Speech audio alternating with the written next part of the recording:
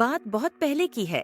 एक बार रमेसर काका अपने बेटे से मिलने लखनऊ गए हुए थे।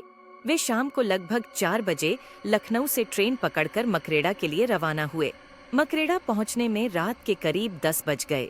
मकरेड़ा पहुंचने के बाद उन्होंने सोचा कि शायद इस समय टिकरहिया जाने के लिए कोई गाड़ी मिल जाए।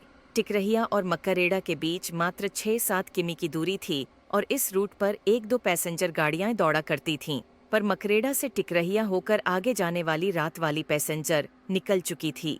अब रमेसर काका क्या करें? पहले तो उन्होंने वह रात स्टेशन पर ही गुजारने की सोची, पर फिर पता नहीं उन्हें क्या सूझा कि अपना झोला झंटा उठाए और रेल की पटरी पकड़कर मकरेड़ा से टिकरहिया की ओर चल दिए।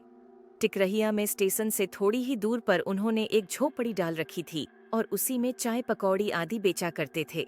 रमेसर काका निडर होकर तेजी से पटरी के किनारे किनारे आगे बढ़े चले जा रहे थे। उन्हें तो देर सबेर पैदल ही पटरियों से होकर इधर उधर आने जाने की आदत थी।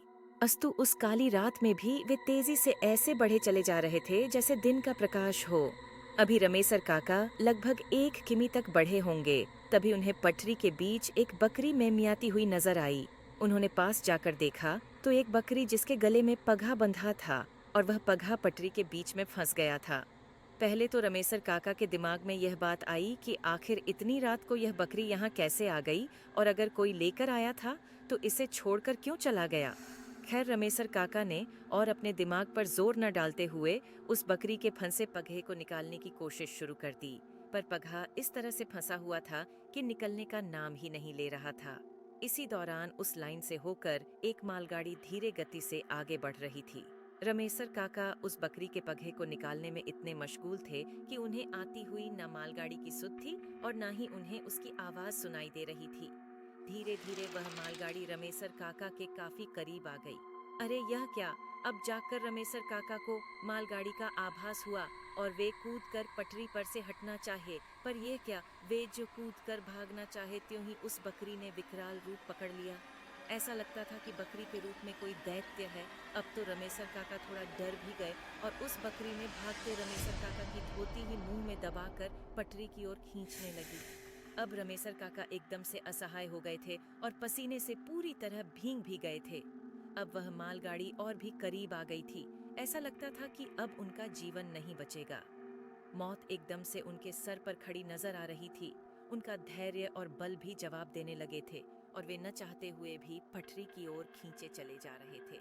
अचानक कुछ ऐसा घटा जो रमेसर काका की समझ से परे था। अचानक एक 15-16 साल की सुंदर कन्या प्रकट हो गई और देखते ही देखते उसने उस बकरी के मुंह से रमेसर काका की धोती छुड़ाने लगी। अब तो वहां का दृश्य बहुत ही भयंकर हो गया था। रमेसर काका पूरी तरह से डरे सहमे थे, पर इस किशोरी के आने से उन्हें थोड़ी राहत मिली थी। अब मालगाड़ी लगभग 10 मीटर की दूरी पर आ गई थी। अब तो उस बकरी और उस किशोरी की लड़ाई और भी भयंकर हो गई थी। अचानक उस किशोरी ने बकरी के मुंह से धोती को छुड़ाने में सफल हुई और तेजी से रमेसर काका को धक्का दे दी। अब रमेसर काका पटरी से थोड़ी दूर जाकर गिर गए थे। वे गिरे गिरे अपने पास से मालगाड़ी को गुजरते हुए देख रहे थे और साथ ही यह भी कि पटरी पर अभी भी उस बकरी और किशोरी में भयंकर लड़ाई चल ही रही है। रमेसर काका अचानक एकदम से डर गए। उनके डरने का कारण यह था कि अभी तक तो वे केवल उन दोनों की लड़ाई और गुजरती हुई मालगाड़ी को देख रहे थे, पर उन्होंने इस बात पर ध्यान नहीं दिया था कि वह बकरी और किशोरी उसी पटरी पर लड़ रहे हैं जिस पर से मालगाड़ी गुजर रही है। पर इन दोनों को इससे कोई फर्क नहीं पड़ रहा था और ना ही वे दोनों मालगाड़ी के पहियों के नीचे आ रहे थे, और कभी कभी नीचे भी आते तो भी कोई फर्क नहीं पड़ता। अब तो रमेसर काका एकदम से पीले पड़ गए, पर उन्हें इस बहादुर भूतनी लड़की के बारे में पता था।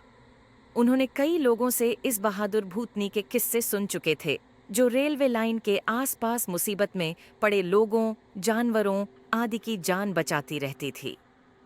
अब मालगाड़ी गुजर चुकी थी, पर उन दोनों की लड़ाई अभी भी जारी थी। अचानक लड़की ने कसकर उस बकरी के पगहे को उसके गले में लपेटकर खींचना शुरू किया। ऐसा लगा कि उस बकरी का गला पूरी तरह से दब गया और वह एक भयंकर आवाज में मेमियाई। लड़की को पता नहीं क्या सूझा कि उसने उसका पगहा छोड़ दिया। पगहा छोड़ते ही वह बकरी मेमियाते हुए पता नहीं कहाँ गायब हो गई। अब वह लड़की धीरे धीरे रमेसर काका की ओर बढ़ने लगी। रमेसर काका थुक सटक लिए। उन्हें डर भी लग रहा था, पर उन्हें यह भी पता था कि यह भूतनी उनका बुरा नहीं करेगी।